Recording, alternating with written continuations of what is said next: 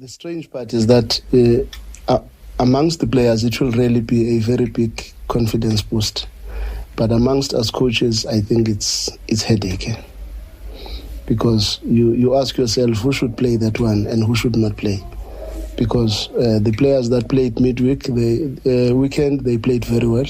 And the players that got an opportunity to play, they also played very well. And all of them have scored a lot of goals. Then the question is, who do you then choose for that match here, Petro, which will require a lot of work from us as coaches, because in profiling the opponents, we really have to cut it down to the bone and really understand exactly who would be suitable for that type of opposition vis-a-vis the type of individuals that Petro has. So it's going to be a very big headache, but yes, you are right.